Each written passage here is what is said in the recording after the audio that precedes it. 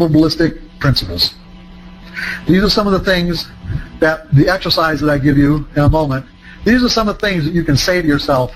In other words, these are, let's not just say, these are actually core beliefs. Like, for an example, in trading in the zone, and something that John put up yesterday, like, a core trading belief that promotes consistent results is anything can happen.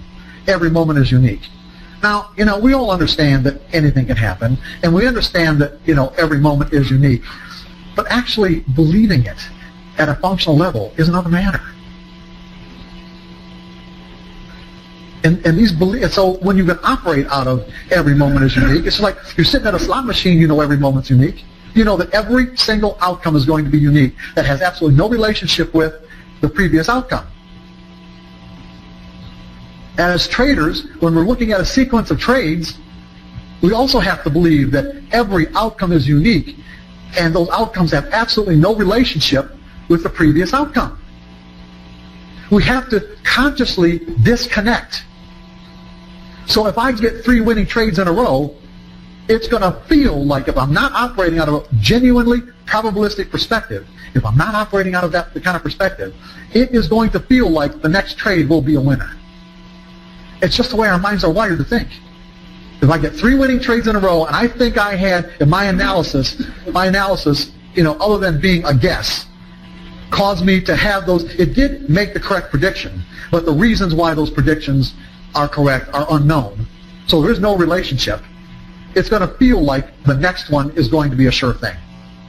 And as a result, we're going to be susceptible to a money management error, meaning that I'm going to put on a higher position, a larger position than what my account size would normally dictate.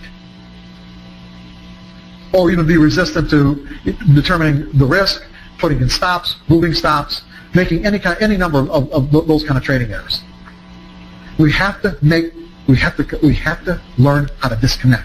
That each and every trade, regardless of the fact that the trade came from the same pattern that sets itself up over and over and over again, that each individual trade is just that. The outcome is a unique event.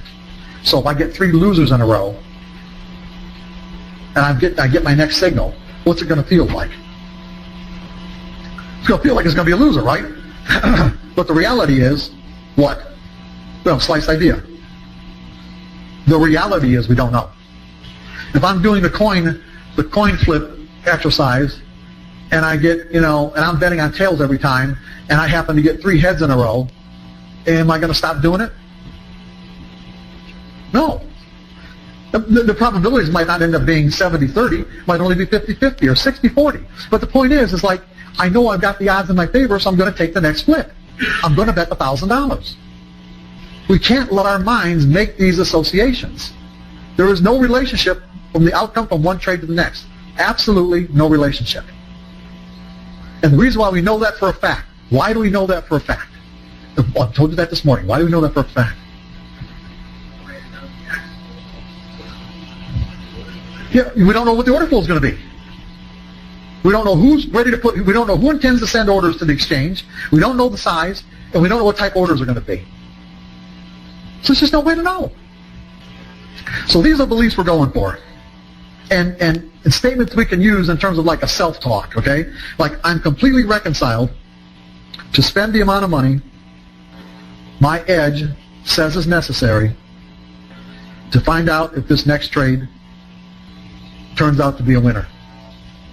The next one. The outcome to each individual edge in a series is a unique event that has no discernible relationship with any outcome, with the outcome of any previous or future outcomes. Okay.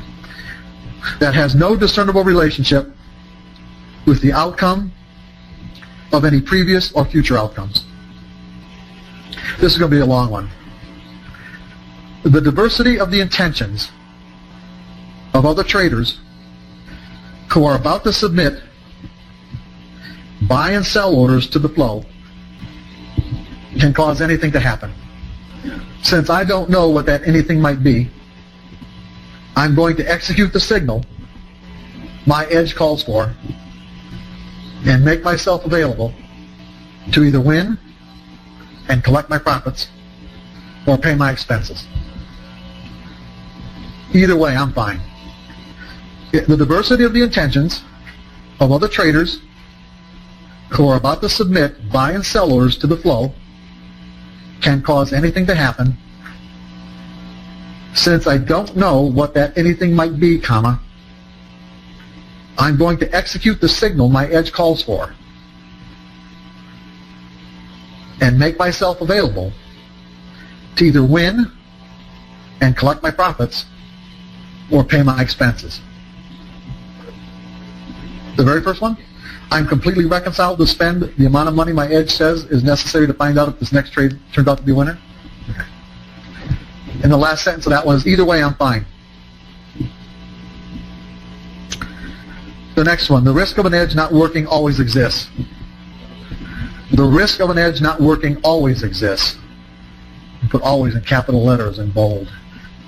Each prediction, next one, each prediction that results from my analysis is always a guess.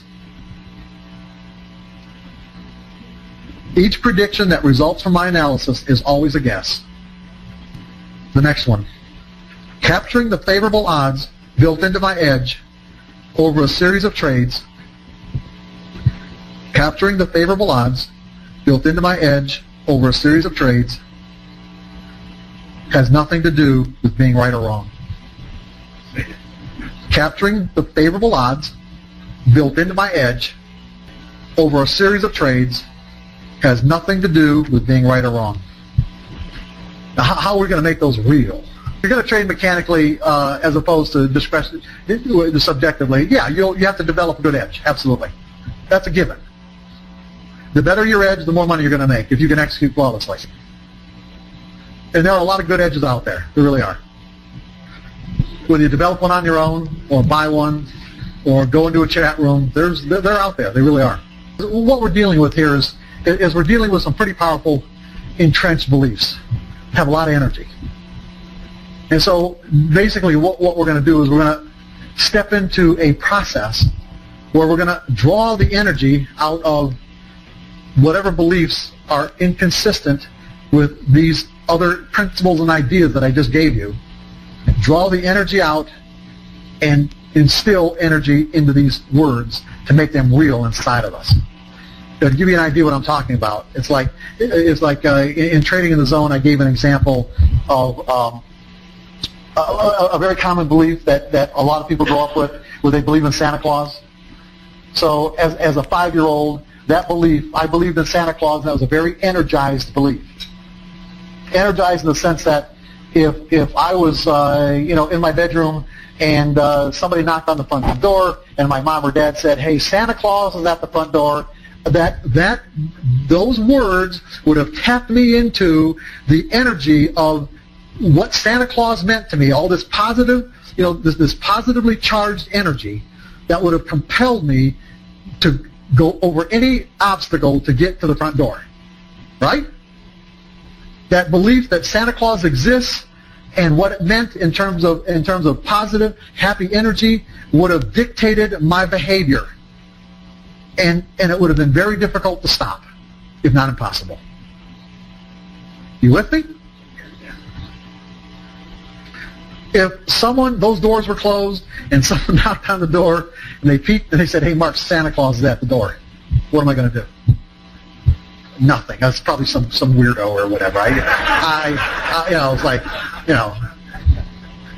I think it'd be, it's Vegas, highly unusual, but I don't care one way or the other. Where did the energy go? Why am I not behaving in a way as I did as a 5-year-old?